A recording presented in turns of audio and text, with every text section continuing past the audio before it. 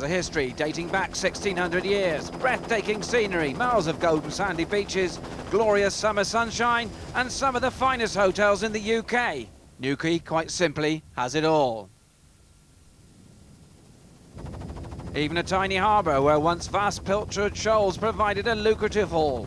But like all good things, they've now gone. And although the fishing industry still thrives, tourism is the main priority.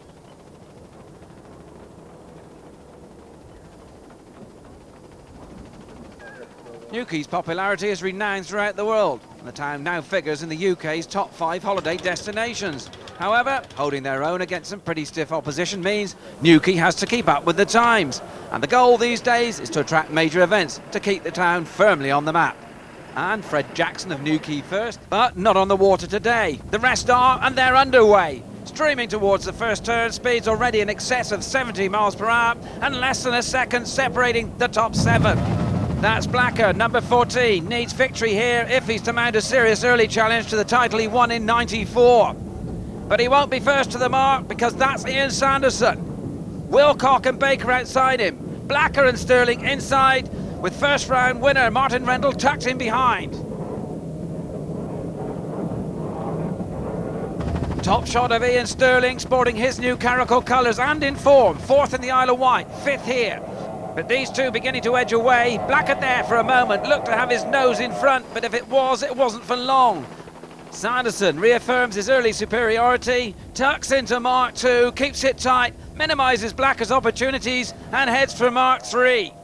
Bob Baker and Kevin Hoare say mark. This is for 3rd, but dropping back slightly. And under pressure, that's why Dave Wilcock interlinked just to the right of his wash, about 3 boat lengths adrift.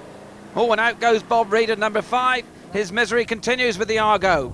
Up front, Baker right, Blacker left, and here comes Sanderson. He'll get to Mark 7 first.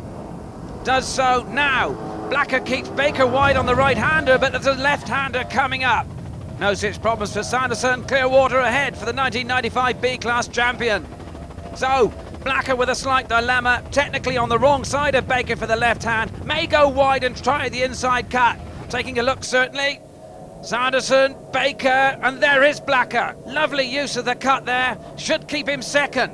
But Bob Baker applying all the pressure with co-driver Kevin Hoare, finished 3rd in '95. Nil point though, so far in '96.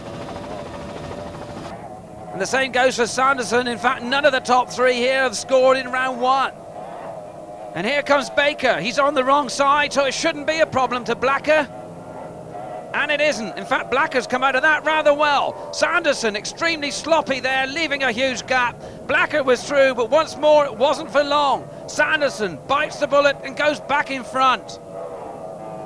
St. Markner still streaming through. Rendell, the black boat, leads Mark Priestley, the white. And number 12 behind them, Steve Masterman, 6th, 7th and 8th in the positions.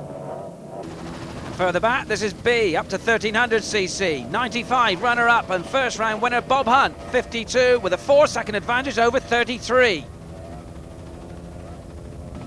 But we're back with the leaders, up to 2 litre, and the wash on the left of Blacker tells us I suspect he's still second, and with his hands full.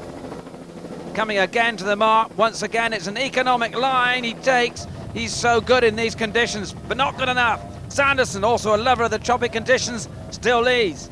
Back now with Sterling. Yet another example of the new aggressive approach. Having to fight here, though, to keep the boat under control. And in 5th place.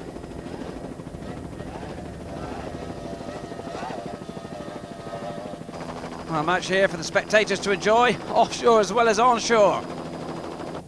And here they come again, overall leaders. Sanderson still keeping clear of the tremendous scrap between Blacker and Baker.